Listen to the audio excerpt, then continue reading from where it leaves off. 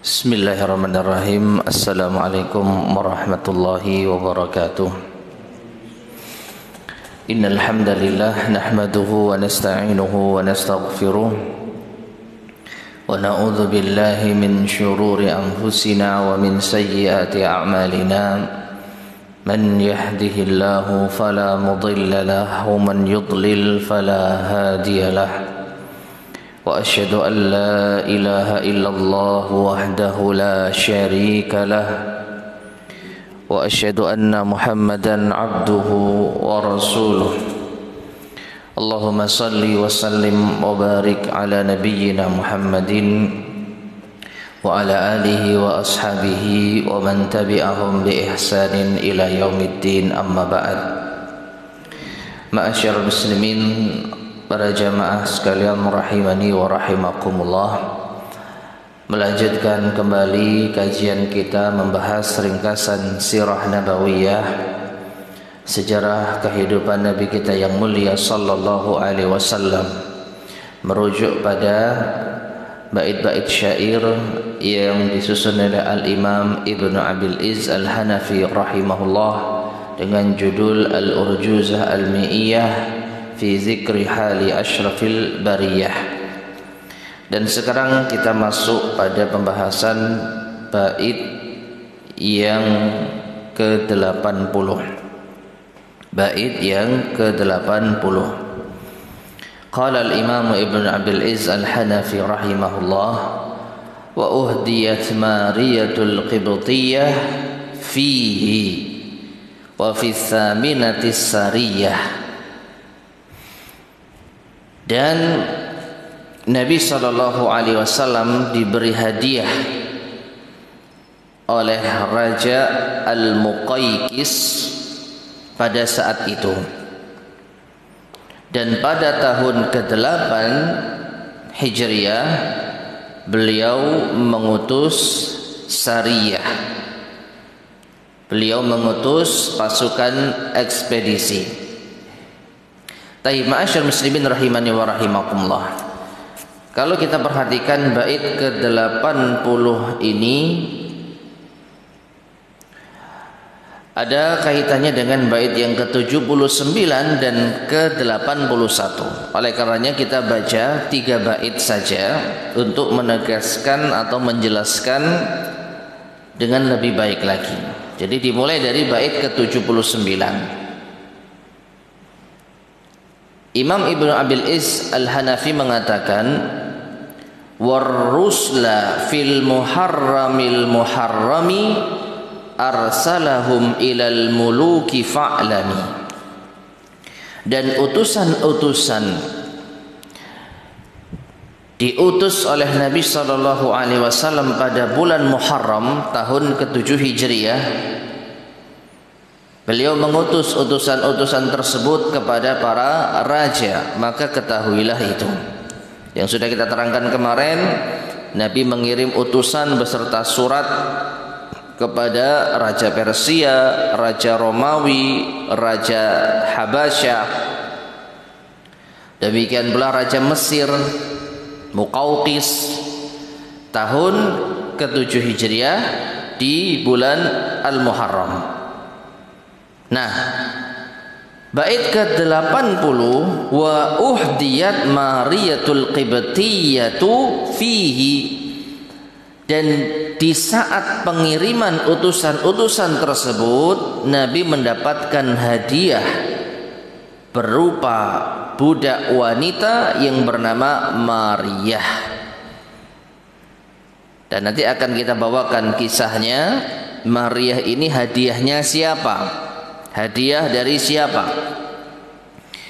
Wa fi tsaminatis sariyah, dan di tahun ke-8 Hijriah Nabi mengirim pasukan. Bait ke-81, li mu'tatin sarat, untuk menuju mut'ah, mereka melakukan perjalanan. Ini isyarat tentang perang mut'ah. Perang mu'tah.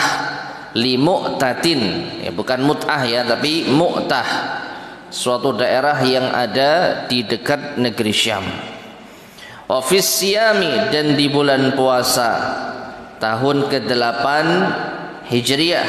Qad kana fathul baladil haram, terjadilah pembebasan tanah suci yaitu kota Mekah yang dikenal dengan istilah Fathu Makkah. Jadi bait yang ke-79 ini ma'asyar muslimin rahimani wa rahimakumullah sekali lagi memiliki kaitan dengan bait ke-80, memiliki kaitan dengan bait ke-79, khususnya pembahasan tentang Maryah Al-Qibtiyah yang dihadiahkan kepada Nabi SAW saat beliau mengirim surat dan utusan-utusan kepada para raja untuk mengajak mereka masuk Islam. Sedangkan Nabi mengutus pasukan ekspedisi perang itu terjadi di tahun ke-8 Hijriah untuk menuju daerah yang bernama Mu'tah, dan itu ada di bait yang ke-81 sekaligus menjelaskan Fathu Makkah. Oleh karena itu kita fokus pada pembahasan yang pertama dulu di bait yang ke-80, yaitu dihadiahkannya Maryah Al-Qibtiyah kepada Nabi SAW. Oleh siapa? Maka Maryah Al-Qibtiyah ini dihadiahkan kepada Nabi SAW tatkala Nabi mengutus utusan untuk mengirimkan surat kepada Raja Mesir yang bernama Al-Muqawqis. Dan insya Allah kita akan bacakan kisahnya yang kita ambilkan dari kitab Ar-Rahiqul Maktum oleh Syekh Sofi Rahman Al-Mubarakfuri rahimahullahu ta'ala. Beliau mengatakan, wa kataban Nabi sallallahu alaihi wasallam ila Juraij ibni Matta al-mulaqab bil Muqawqis maliki Misr al-Iskandariyah. Nabi sallallahu alaihi wasallam menulis surat kepada Juraij bin Matta. Ini nama aslinya, adalah gelar atau nama bagi gelar Raja Mesir yang dijuluki Al-Muqawqis. Al-Muqawqis, sebagaimana Raja negeri Habasyah itu julukannya adalah Najasyi. Raja Persia itu julukannya Kisra. Raja Romawi julukannya Kaisar. Kalau Raja Mesir itu julukannya Al-Muqawqis. Jadi itu bukan nama, tapi itu adalah gelar. Nama aslinya Juraij bin Matta. Nabi SAW menulis surat diawali dengan Bismillahirrahmanirrahim, min Muhammad abdillahi wa rasulihi ilal Muqawqis azimil qibt. Dari Bismillahirrahmanirrahim, dari Muhammad hamba Allah dan utusannya kepada Al-Muqawqis pembesar negeri Mesir, Al-Qibt. Salamun ala man ittaba'al huda. Semoga keselamatan tercurahkan bagi yang mengikuti petunjuk. Amma ba'd. Adapun setelah itu, fa inni ad'uka bidu'ayatil Islam. Sesungguhnya aku mengajakmu di dalam seruan Islam. Aslim taslam wa aslim yu'tikallahu ajraka marratain. Masuk Islamlah, engkau akan selamat. Masuk Islamlah dan Allah akan memberimu pahala 2 kali lipat. Fa in tawallaita fa inna 'alaika itsma ahlil qibt. Namun jika engkau berpaling, maka engkau akan menanggung dosa penduduk Qibti, yaitu penduduk negeri Mesir. Kemudian Nabi SAW mengutip firman Allah surat Al-Imran ayat yang ke-64.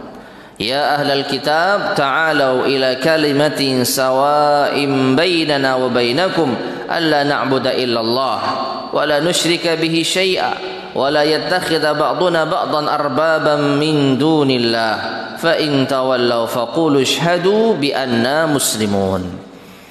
Wahai ahli kitab, marilah datang kepada satu kalimat yang sama, menjadikan kita setara antara kami dengan kalian. Itu janganlah kita beribadah kecuali hanya kepada Allah, dan tidak menyekutukannya dengan sesuatu apapun. Dan janganlah sebagian kita menjadikan sebagian yang lain Tuhan-Tuhan selain Allah.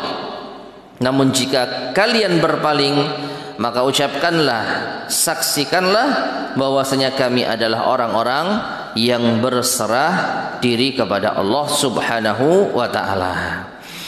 Nah, ini persis ayat yang dibawakan pula oleh Rasulullah SAW kepada Raja Romawi, Kaisar.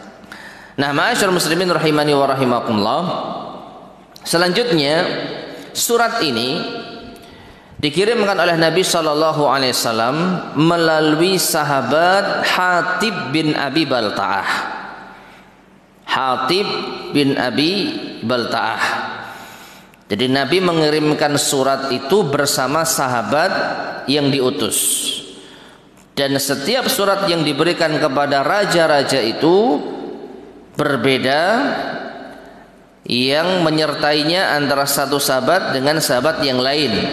Kalau kemarin Raja Najasyi itu suratnya dibawa oleh sahabat Amr bin Umayyah Ad-Damri. Amr bin Umayyah Ad-Damri. Adapun surat ini yang dikirimkan kepada Raja Mesir dibawa oleh sahabat Hatib bin Abi Balta'ah. Dan di sini disebutkan waqtara li hamli hadzal kitab Hatiba ibn Abi Balta'ah. Nabi memilih surat ini dibawa oleh sahabat Hatib bin Abi Balta'ah. Falamma dakhala Hatibun 'ala al-Muqawqis, ketika Hatib masuk menjumpai Al-Muqawqis, qala lahu, Hatib berkata kepadanya, innahu kana qablaka rajulun yaz'umu annahu ar-rabbul a'la. Sesungguhnya sebelum dirimu ada seseorang yang mengaku dia adalah Tuhan yang maha tinggi. Siapa ini? Fir'aun. Karena Fir'aun itu adalah pendahulunya Muqawqis. Ya. Jadi Raja Mesir ini diingatkan sama sahabat Hatib bin Abi Balta'ah, pendahulumu dulu yang memimpin negeri Mesir sebelum dirimu itu ada yang pernah mengaku Tuhan yang maha tinggi, Fir'aun. Fa'akhadahu Allahu nakala al-akhirati wal ula. Lalu Allah timpakan kehinaan baginya di dunia maupun di akhirat. Di dunia Allah tenggelamkan Fir'aun bersama bala tentaranya di Laut Merah, dan di akhirat Fir'aun mendapatkan balasan 2 kali lipat. Yang pertama di alam barzakh, an-naru yuraduna 'alaiha ghuduwa wa 'asiyya. Neraka ditampakkan kepada Fir'aun pagi dan petang. Ya. Dan ketika sampai pada hari kiamat kelak, Fir'aun mendapatkan siksa yang lebih dahsyat, yaitu neraka jahanam. Maka Hatib bin Abi Balta'ah mengingatkan, pendahulumu dulu telah mendapatkan balasan di dunia dan di akhirat. Fantaqama bihi thumma antaqama minhu. Lalu Allah menyiksanya. Allah menyiksanya. Fa'tabir bi ghairika wa la ya'tabiru ghairuka bika. Ini quote yang sangat menarik. Hatib bin Abi Balta'ah mengatakan, maka ambil pelajaran dari orang lain, jangan sampai orang lain yang mengambil pelajaran darimu. Ini kata-kata yang bijak, yang luar biasa. Ya, ambil pelajaran dari orang lain. Seakan-akan Hatib ingin mengingatkan, ambil pelajaran dari Fir'aun yang kufur kepada Allah, yang tidak mau taat kepada Nabi Musa alaihissalam. Apa yang terjadi? Diazab oleh Allah Subhanahu wa taala. Ambil pelajaran dari Fir'aun. Jangan sampai engkau juga mengalami hal yang sama, sehingga orang-orang sepeninggalmu yang mengambil pelajaran darimu.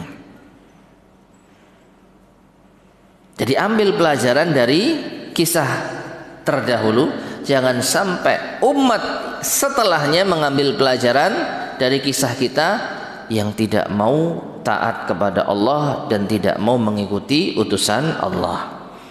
Fa'tabir bi ghairika wa la ya'tabiru ghairuka bihi atau ghairuka bika. Faqala al-Muqawqis, maka Muqawqis menjawab, inna lana dinan lan nada'ahu illa lima huwa khairun minhu. Sesungguhnya kami sudah punya agama yang lebih baik dan kami tidak akan meninggalkan agama ini kecuali ada yang lebih baik darinya. Ini pengakuan dari Muqawqis. Kita sudah punya agama dan kita tidak akan meninggalkan agama kami kecuali ada yang lebih baik. Nah, disitulah Hatib memperkenalkan Islam kepada Al-Muqawqis.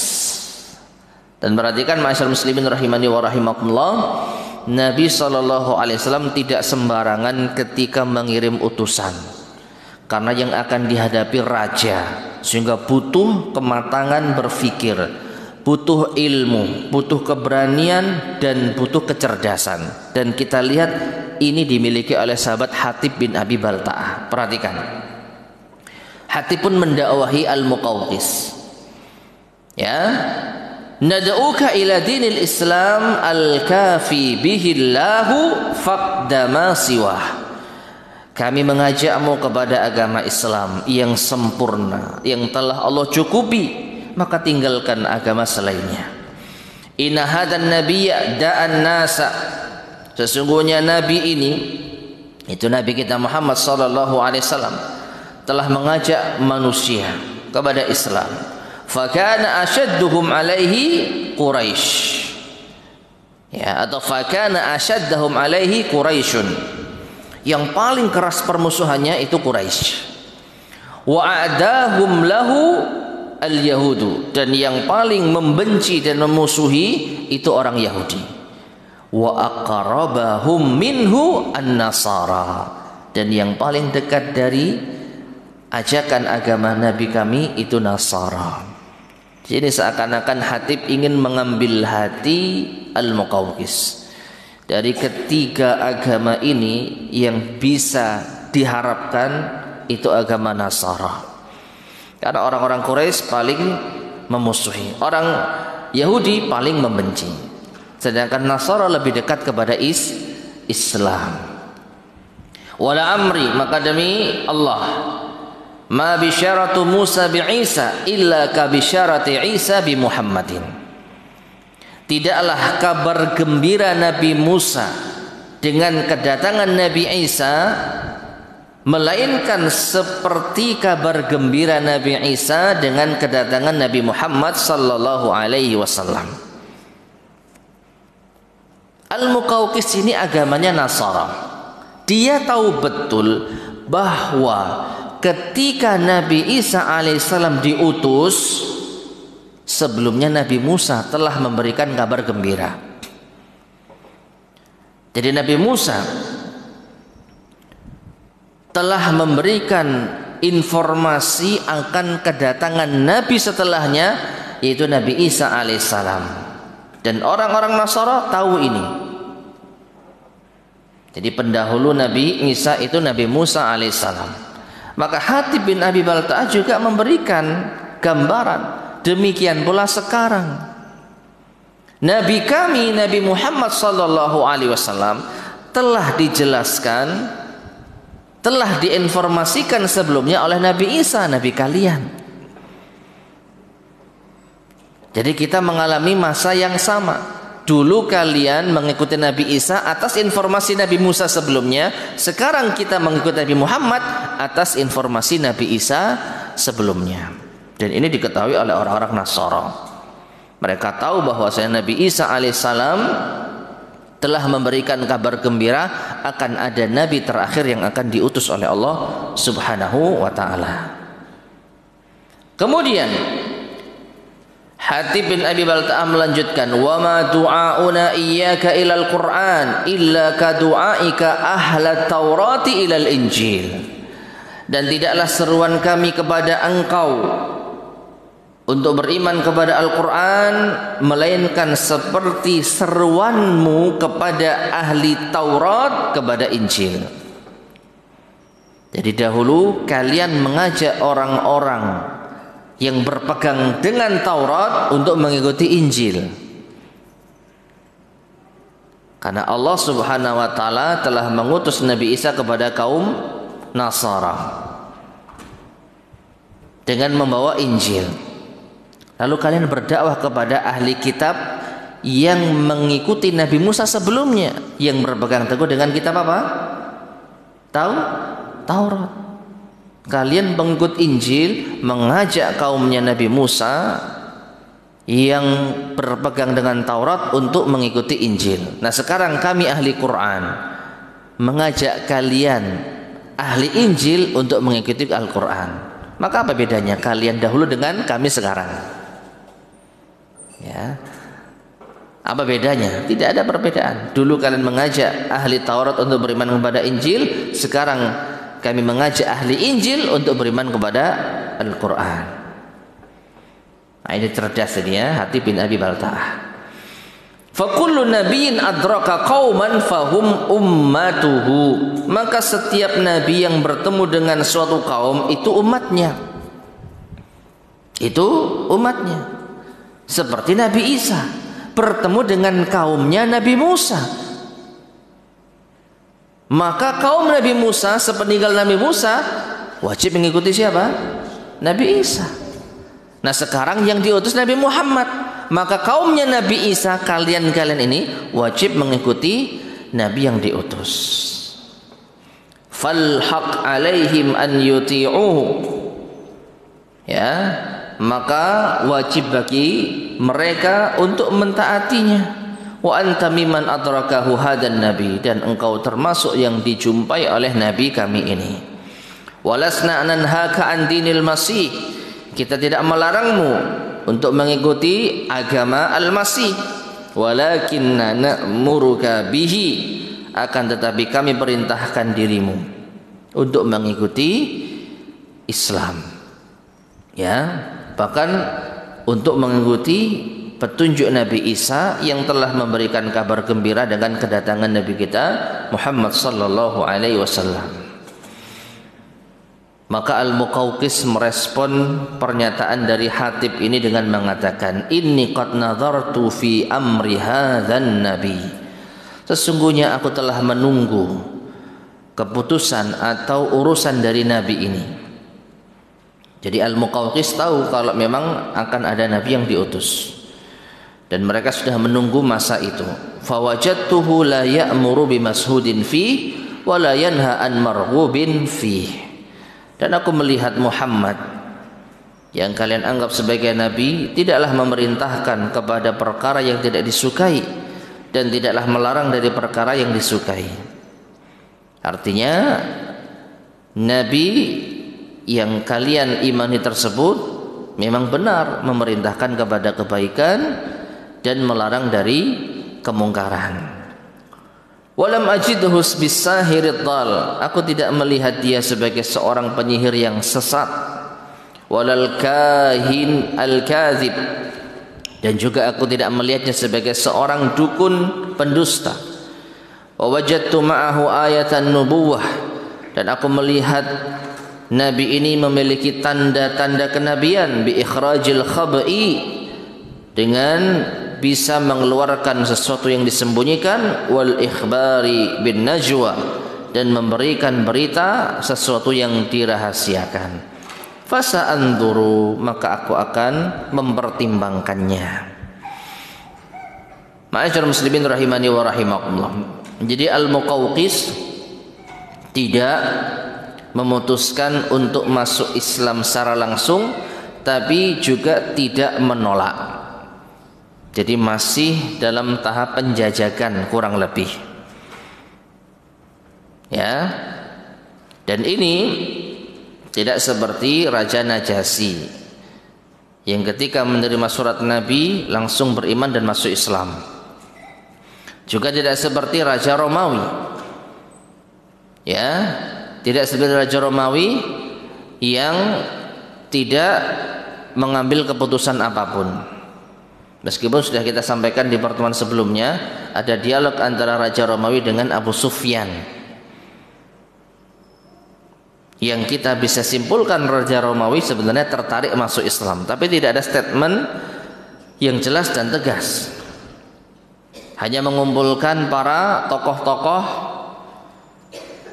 untuk menginformasikan, bahkan mengaku menguji mereka sejauh mana mereka itu setia dengan agama Nasara.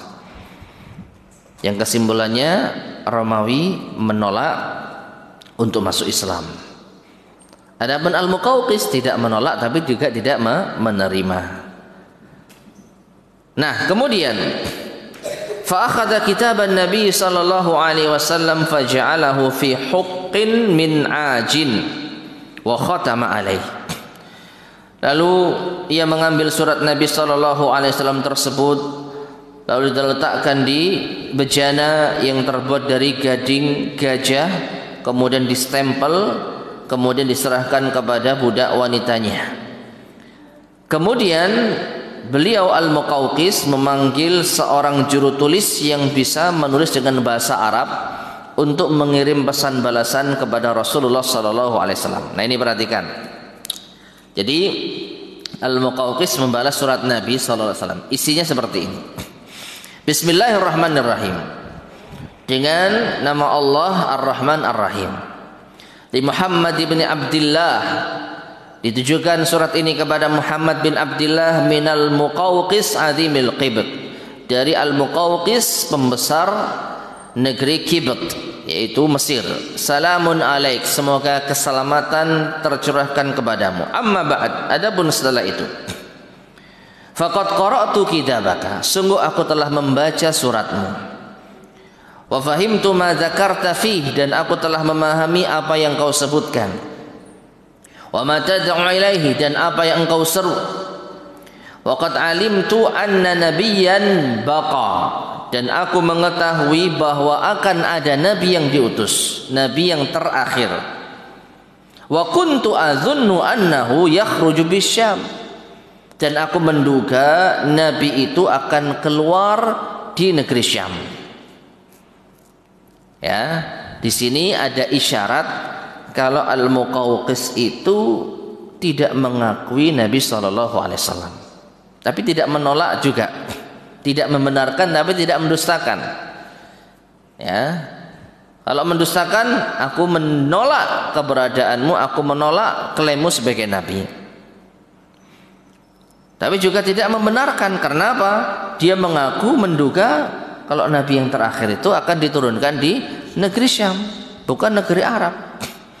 Disinilah Muqawqis itu ya intinya tidak menolak tapi juga tidak menerima. Waqad akramtu rasulaka, dan aku telah memuliakan utusanmu, Hatib bin Abi Balta'ah. Wa ba'atsu ilaika bi jariyataini, dan aku memberi hadiah kepadamu yang akan dibawa oleh utusanmu ini dua budak wanita. Lahuma makanun fil Qibti azim, keduanya memiliki kedudukan di negeri Mesir ini sangat besar. Wa bikiswatin, dan aku juga mengirim hadiah kepadamu berupa kain. Wa ahdaitu bulghatan litarkabaha, dan aku juga memberikan bulghah, buglah, ya, bighal, peranakan kuda dan keledai yang bisa engkau jadikan kendaraan. Wassalamu alaik, semoga keselamatan tercurahkan kepadamu. Selesai. Jadi surat ini ditujukan kepada Nabi SAW yang tidak ada isyarat tegas menolak maupun menerima, namun setidaknya ada balasan yang baik. Bahkan Nabi diberi apa? Hadiah. Walam yazid ala hadza. Kemudian Syekh Sofi Rahman Al-Mubarakfuri menjelaskan, dan Al-Muqawqis tidak menambahi balasan ini lebih dari itu. Hanya seperti ini. Walam yuslim, dan dia tidak masuk Islam. Dia tidak masuk Islam. Nah, kembali kepada bab atau bait yang ke-80 tadi, wal jariyatani, dua budak wanita yang diberikan kepada Nabi sallallahu alaihi wasallam itu bernama Mariyah wa Sirin. Ternyata ada dua yang dihadiahkan kepada Nabi, Mariyah dan Sirin. Wal bughlah, sedangkan bighal yang diberikan itu bernama duldul. Bernama duldul. Wa baqiyat ila zamani Muawiyah, dan bughlah ini ternyata awet sampai zamannya Muawiyah. Jadi bughlah ini masih hidup, kendaraan ini sampai di zaman Muawiyah. Wa takhadan Nabi sallallahu alaihi wasallam Mariyah sirriyatan lah, dan Nabi memilih Maria sebagai pendampingnya.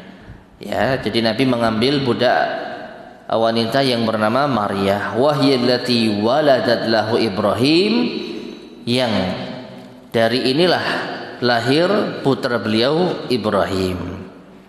Ya, wa amma Sirin fa'ataha li Hasan ibni Thabit al-Ansari. Adapun Sirin, budak wanita yang satu lagi, diberikan kepada Hasan bin Thabit al-Ansari, yaitu penyair Nabi sallallahu alaihi wasallam. Taib ma'asyar muslimin rahimani wa rahimakumullah. Jadi ini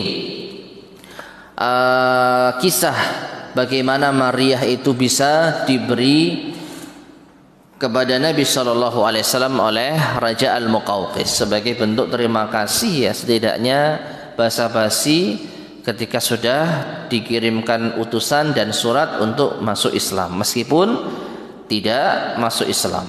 Setidaknya Al-Muqawqis membalas surat Nabi dengan baik, yaitu dengan diberi hadiah berupa 2 budak wanita, 1 kain, dan 1 hewan tunggangan peranakan kuda dan keledai. Taib. Nah, kemudian kita lanjutkan bait yang ke-80 tadi. Bait yang ke-80 tadi.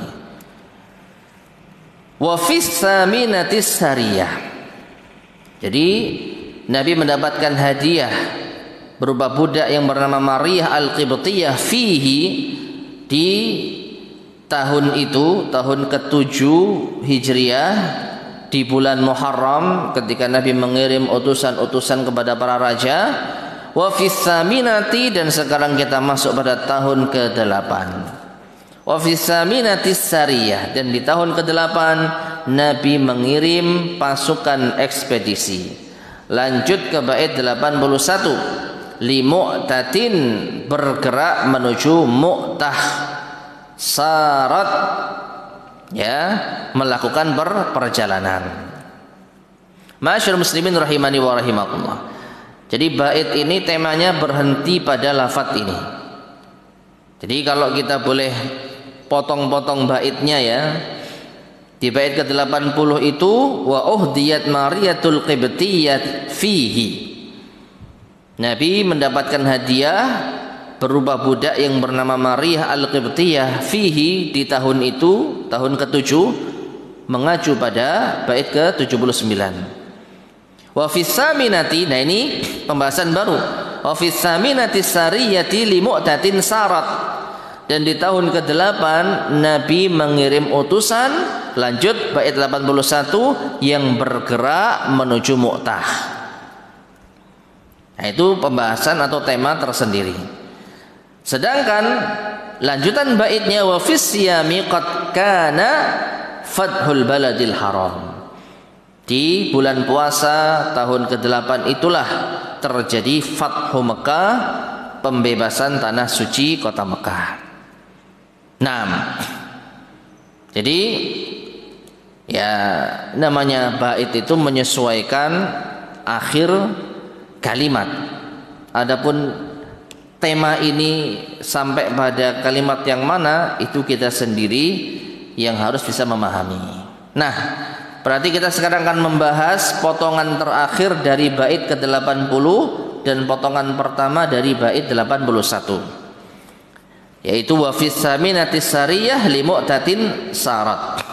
Dan di tahun ke-8 Hijriah, Nabi SAW mengirim 1 pasukan ekspedisi untuk bergerak menuju Mu'tah. Dan disinilah kita akan membahas tentang perang Mu'tah. Taib ma'asyar muslimin rahimani wa rahimakumullah. Kita bacakan dulu sedikit penjelasan dari Al-Imam Ibnu Katsir rahimahullah dari kitabnya Al-Fusul fi Siratir Rasul. Bagaimanakah kisah awal terjadinya perang Mu'tah? Beliau menyebutkan, walamma kana fi Jumadal akhirah min sanati thamanin. Pada bulan Jumadal akhirah di tahun ke-8 Hijriah, ba'atha sallallahu alaihi wasallam al-umara ila Mu'tah. Rasulullah sallallahu alaihi wasallam mengirim para pemimpin menuju Mu'tah. Wa hiya qaryatun min ardis Syam, yaitu sebuah desa atau kota yang ada di negeri Syam. Liya'khudhu bi tha'ri man qutila hunaka minal muslimin, untuk membalas dendam atas tragedi pembunuhan yang terjadi terhadap kaum muslimin. Ya. Jadi sebab terjadinya perang Mu'tah ini adalah Nabi SAW sebagaimana nanti kita sebutkan mengirim banyak utusan untuk berdakwah ke banyak pemimpin-pemimpin negeri di sekitar Mekah dan Madinah, di sekitar Jaziratul Arab, meskipun agak keluar gitu ya. Nah, di antaranya Nabi mengirim utusan kepada pembesarnya Busra. Ya, pembesarnya Busra yang masih ada hubungan dengan kerajaan Romawi. Nabi mengutus sahabat Al-Harith bin Umair Al-Azdi, mengirim utusan yang bernama sahabat Harith bin Umair, Al-Harith bin Umair Al-Azdi. Nah, ternyata pemimpin Busra atau di antara tokoh dari Busra itu yang bernama Syurahbil bin Amr Al-Ghasafani, ya, ada dia yang memimpin daerah Balqa di negeri Syam. Dia membunuh utusan Nabi SAW tersebut, membunuh utusan Nabi SAW. Dan pembunuhan terhadap utusan itu adalah di antara kejahatan yang paling besar. Yang namanya utusan itu haram untuk dibunuh, dan ini berlaku bagi semua agama, semua kerajaan. Karena utusan tidak memiliki muatan apapun melainkan hanya menyampaikan pesan. Ya. Jadi Nabi tidak pernah membutuh utusan. Mengancam pernah, tapi karena terikat dengan aturan, kalau seandainya membunuh utusan boleh, aku bunuh kamu. Pernah Nabi seperti itu, tapi tidak pernah membunuh secara langsung. Karena memang apa? Utusan itu hanya menyampaikan pesan. Nah, di sini ternyata utusan Nabi dibunuh sama Syurahbil tersebut.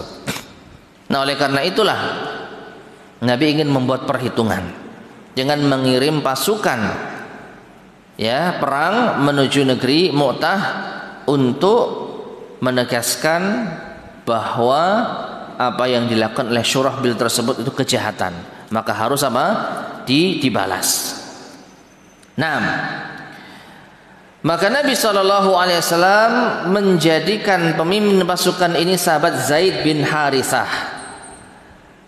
Siapa Zaid bin Harithah? Bekas budaknya Nabi sekaligus anak angkat Nabi SAW. Anak kesayangan Nabi SAW, anak angkat kesayangan Nabi SAW. Waqala, kemudian Nabi berpesan, in usiba Zaidun fa Ja'far ibn Abi Talib. Kalau Zaid tumbang, maka yang mengambil kepemimpinan setelahnya adalah Ja'far bin Abi Talib. Wa in usiba Ja'farun fa Abdullah ibn Rawahah. Dan kalau Ja'far juga tumbang, maka yang meneruskan kepemimpinan adalah Abdullah bin Rawahah. Nah, di sini ma'asyar muslimin rahimani wa rahimakumullah, mungkin tidak ada yang menyangka kalau mereka benar-benar akan tumbang. Ya, jadi pesan ini sebenarnya pesan yang normal. Jadi Nabi menunjuk pemimpin sekaligus penggantinya kalau ada masalah yang terjadi. Dan Nabi hanya menyebutkan 3 pemimpin saja. Pemimpin utamanya Zaid bin Harithah, Kalau berhalangan diganti Ja'far, kalau berhalangan diganti Abdullah bin Rawahah. Tidak ada ganti yang keempat.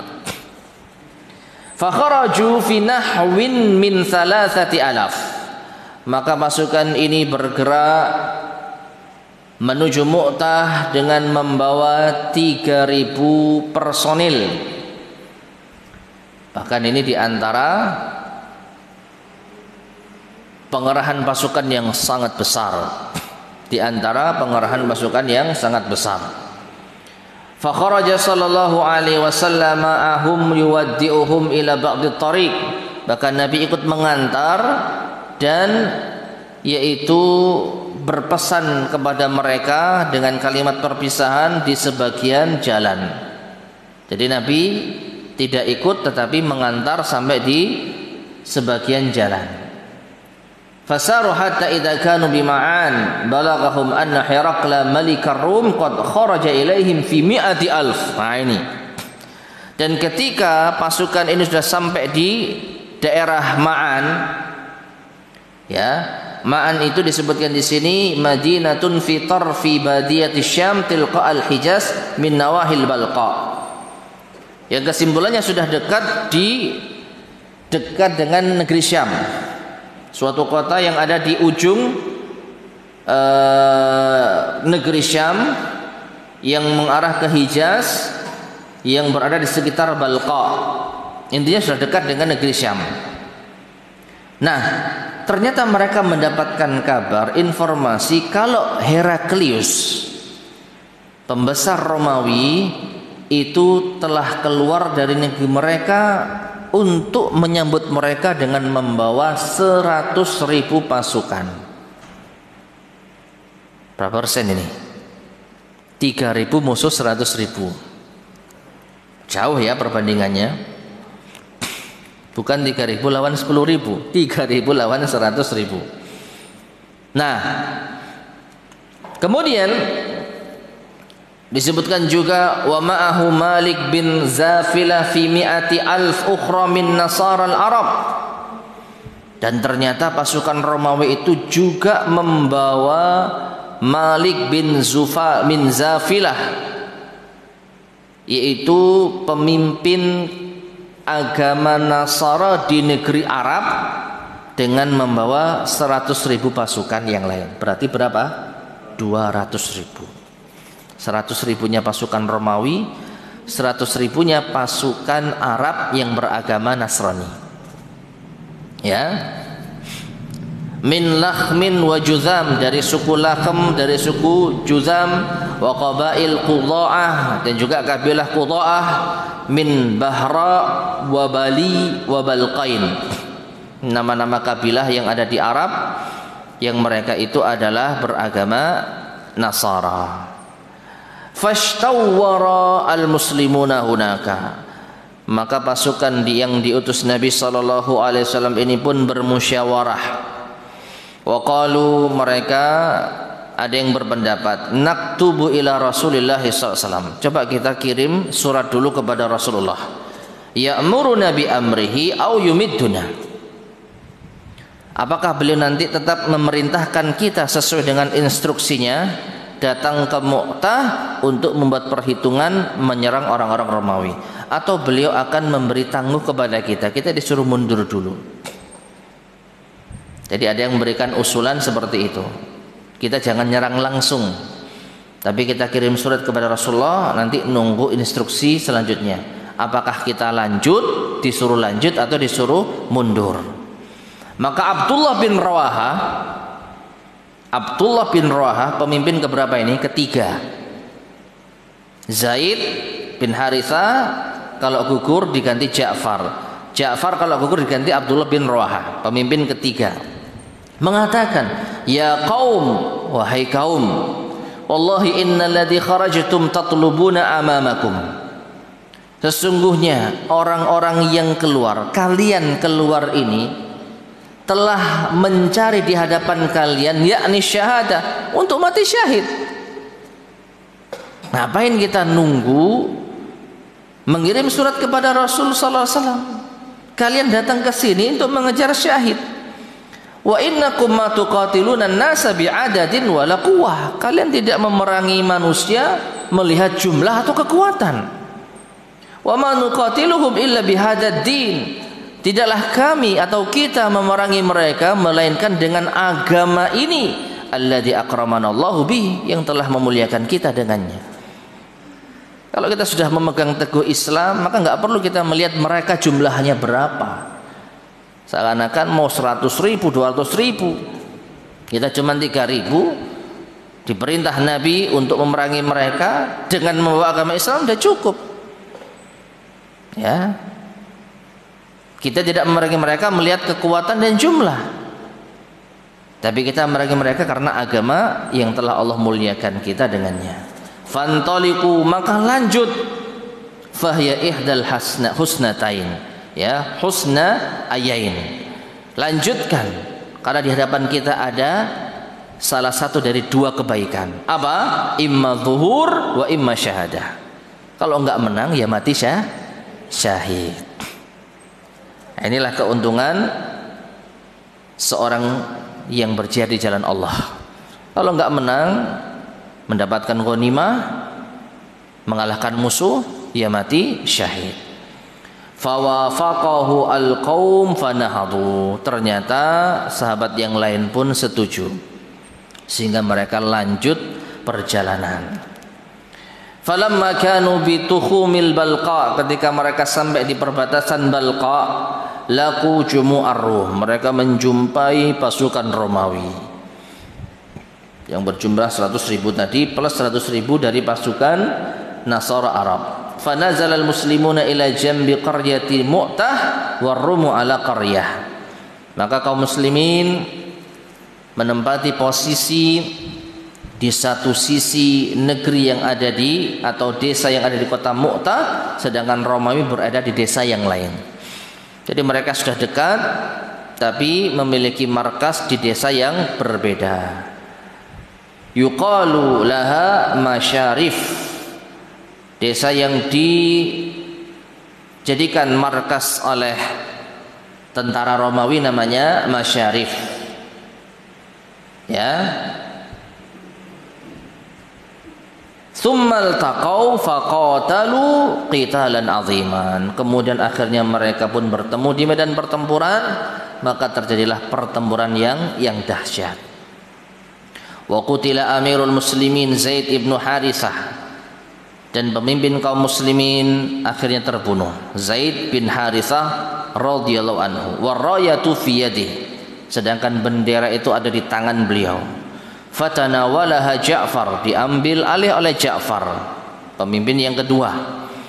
Wa nazala an farasin lahu syaqra fa'aqaraha, dia turun dari kudanya lalu dia memotong kaki kudanya tersebut. Wa qatala hatta quti'at yaduhul yumna, Ja'far berperang hingga akhirnya terputuslah tangan beliau yang kanan. Sebentar, Ja'far ini ma'asyar muslimin rahimani wa rahimakumullah, telah kita sebutkan kalau nggak salah di pertemuan sebelumnya, baru saja kembali dari negeri Habasyah. Jadi Ja'far ini sepupu Nabi SAW,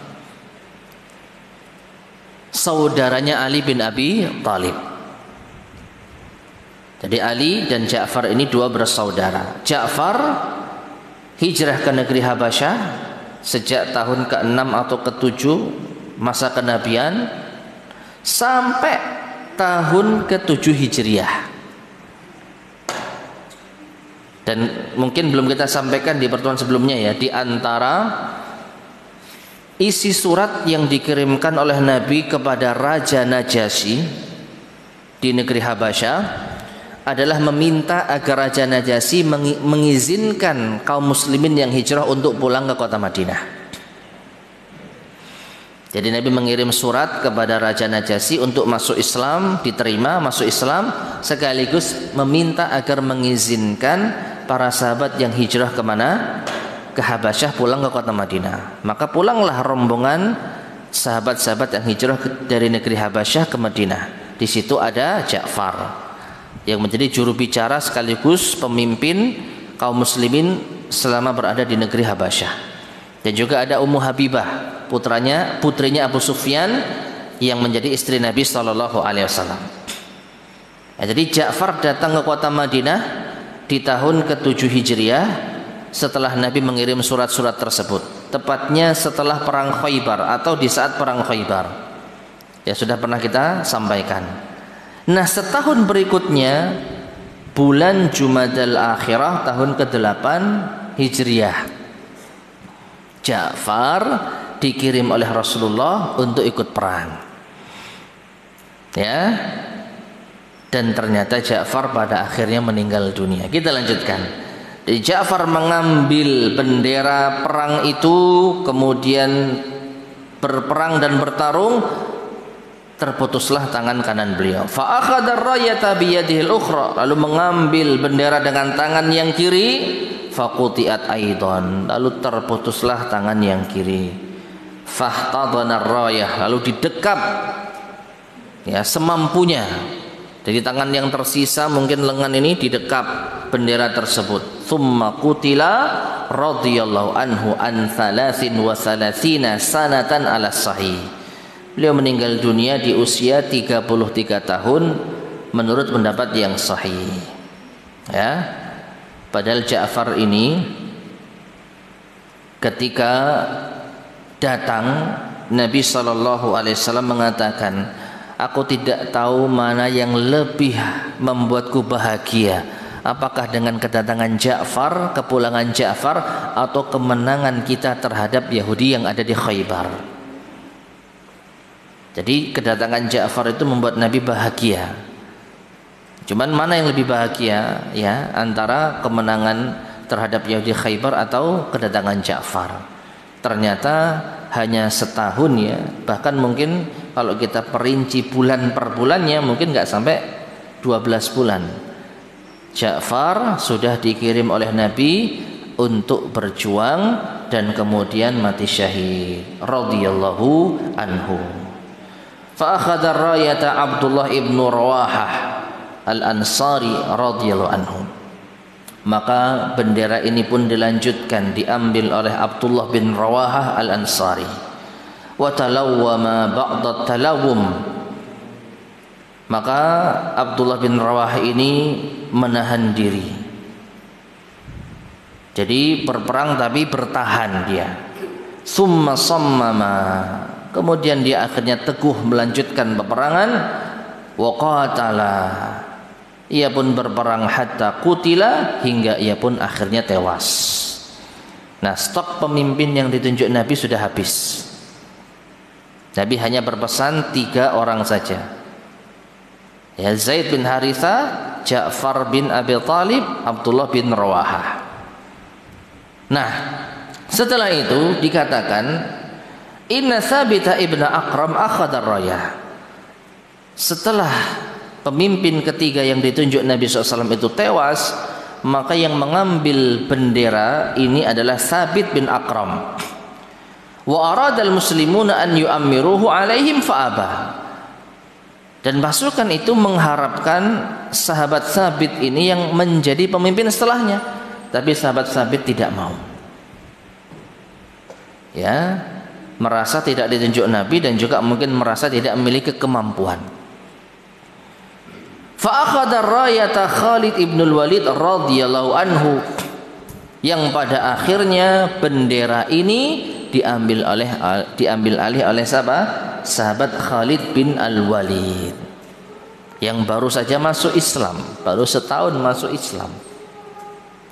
Ya, setelah Sulhul Hudaybiyah kalau nggak salah, bisa 2 tahun, bisa setahun, baru masuk Islam. Ya.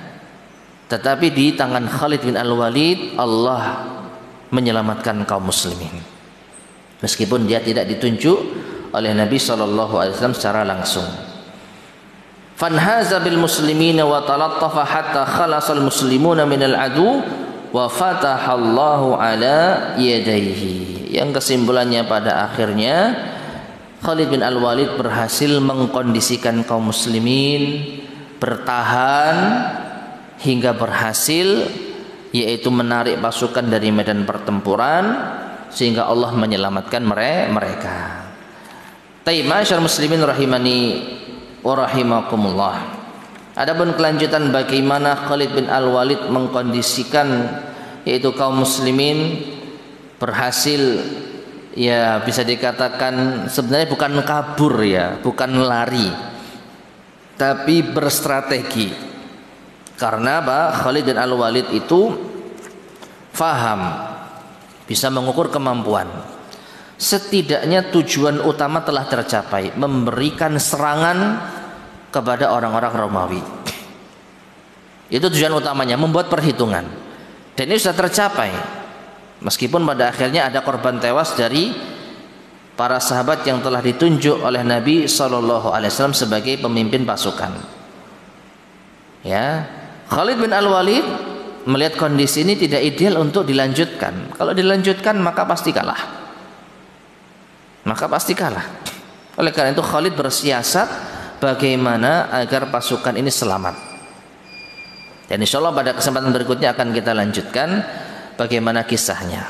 Meskipun ada sebagian omongan yang tidak mengenakkan. Apa itu?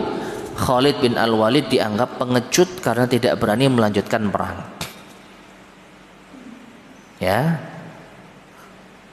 karena perintah Nabi jelas melawan Romawi, sedangkan Khalid menarik pasukan, tidak menuntaskan perang.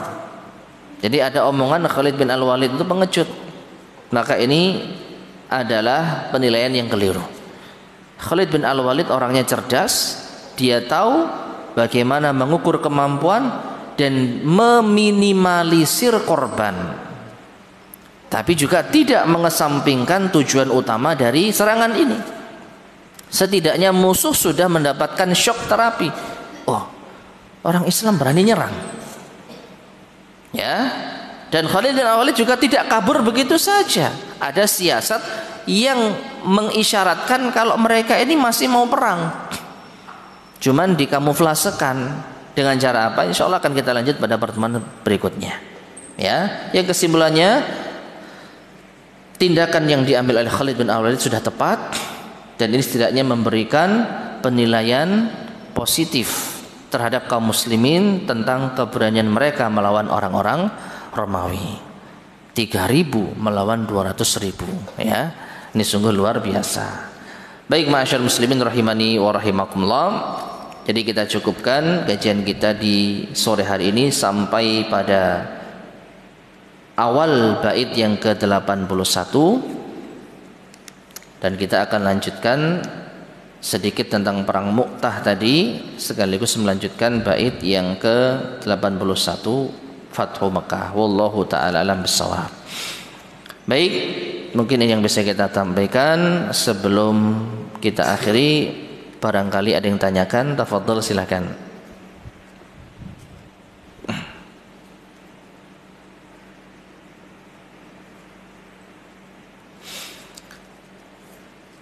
Tapi jika tidak ada, kita cukupkan sekian. Mudah-mudahan bermanfaat. Kurang lebihnya saya mohon maaf. Kita akhiri. Subhanakallahumma bihamdika asyhadu an la ilaha illa anta astaghfiruka wa atubu ilaik. Alhamdulillahirabbil alamin. Assalamualaikum warahmatullahi wabarakatuh.